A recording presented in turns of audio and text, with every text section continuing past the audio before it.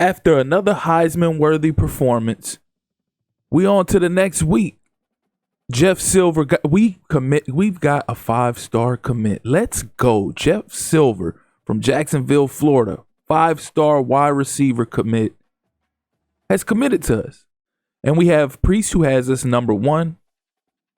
Here we go with this crap again. I hate the fact that before you can even get it off, they go to the next menu. But I love the fact that we jumped up to number 4 in the nation. Let's go. Let's get it. We finding our footing again after falling short to Miami a few weeks ago. Now we back on track. But yeah, we got Jeff Silver, a 5-star commit. We got Priest, defensive tackle, who has us number 1 on his board. Volk as well. And Nunn has us number 2.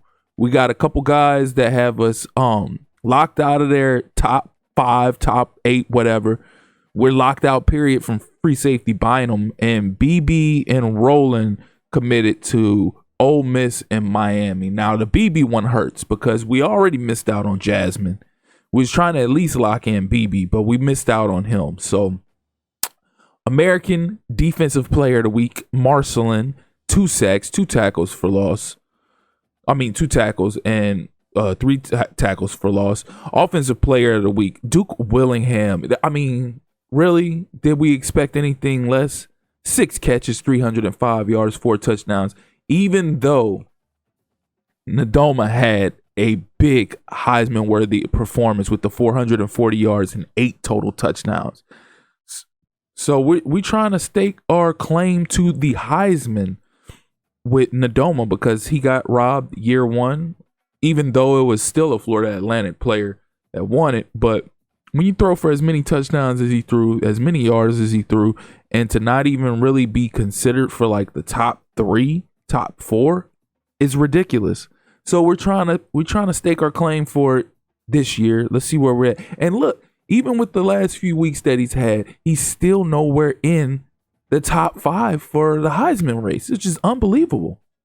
Like, what all do you got to do? So you can see he's got 1,677 yards. He's got 17 touchdowns, 4 picks. He's averaging 279.5 yards a game. So let's see. Running back rushing. He's got 11 rushing touchdowns. So he's got 17 passing, 11 rushing. Willingham is going crazy.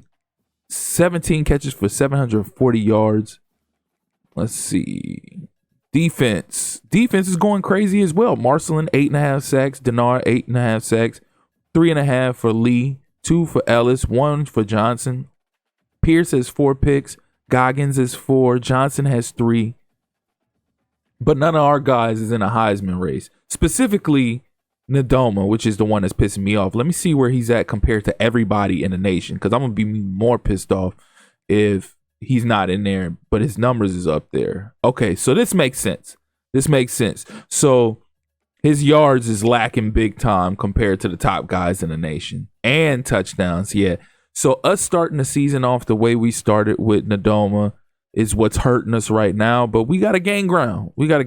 It's possible. This just means going forward, I'm really going to have to pad my stats, pad my numbers, because if I want him to win the Heisman, then we're going to have to put up some huge games. Right now, you got McCown and a couple other guys in there. Purdue knocked off Nebraska 35-24, which is huge because Nebraska, I think it said Nebraska was at number 11. So we got 315 hours to play with. See, this hurts. These top 2 guys right here, BB and Jasmine, those were my prize picks, the ones that I really wanted. And they both committed elsewhere, which hurts. I'm still not taking Jasmine off the board. I may leave BB up there as well. We'll see. Roland can go ahead and come on off. Volk, he has us number 1. We still got him coming in for a visit.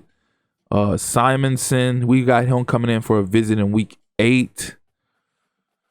Let's see. We can contact friends and family for him. Let's see what else we got. We got 26 prospects, so we got some guys we can show some attention to. Biggs has us locked out before we could even start allocating anything towards him. Ingram, Let's see, acceleration 88. We want to start contacting friends and family. We already DM'd the player and search social media. We're gonna contact friends and family. Let's see. Actually,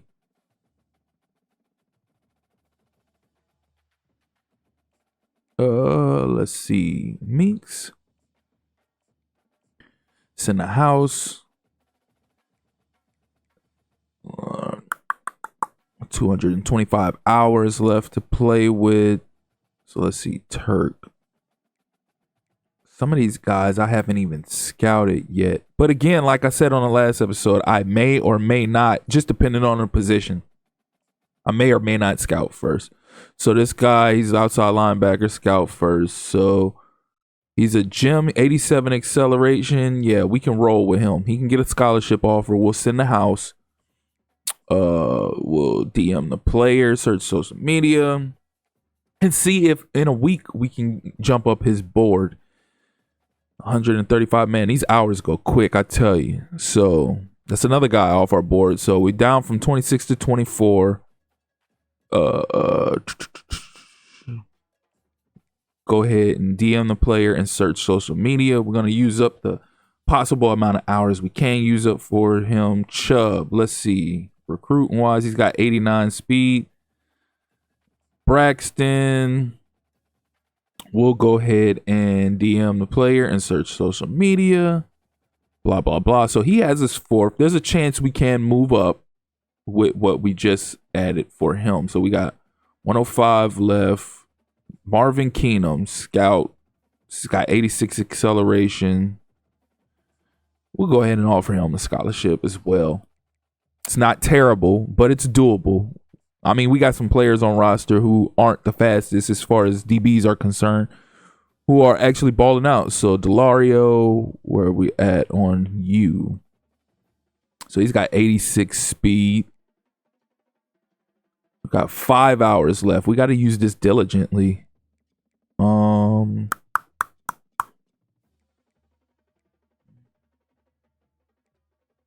If I decide to use it this week at all.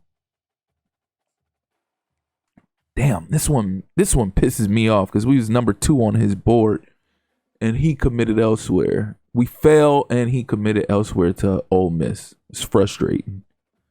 None. Leroy, none. So we can't do anything with him as far as hours is concerned, but we're falling.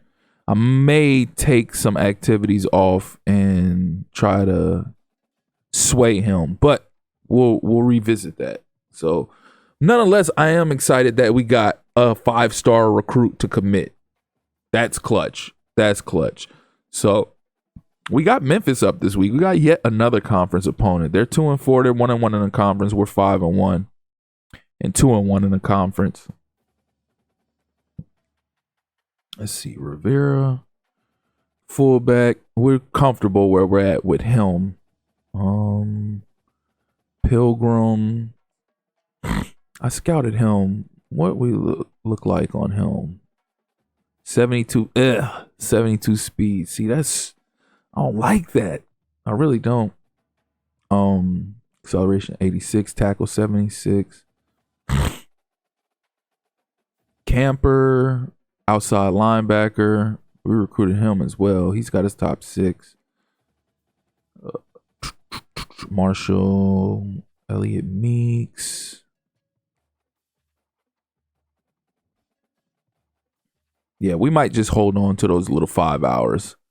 I don't really see nothing worthy of me really going out and allocating those last 5 for anything, but checking back in on Coach Blackman and his contract. We signed a 5-year contract a couple seasons ago. That was 2027. So we got 1 year in on this 5-year extension. We got 4 more years left. Well, 3 and somewhat of a half. We're on. This is the. I'm tripping. We just signed a 5-year contract. So this is the first year of the 5-year contract. I am bugging. So we did solid our first 4 years. Now we working on the 5 years. And we're working on a 5-year extension and see where we can go. But we're going to go ahead and cut it short right there. We're going to get into game action next episode, because if I get into game action this episode, it'll be too long. So again, as always, I appreciate you all for tuning in. If you're here for the first time or you're returning and you haven't liked or subscribed already, please do so. Click that notification tab so you can stay up to speed on not only this Dynasty rebuild, but other college football 25 content as well. Again, I appreciate you tuning in. That's been my time. Till next time, peace.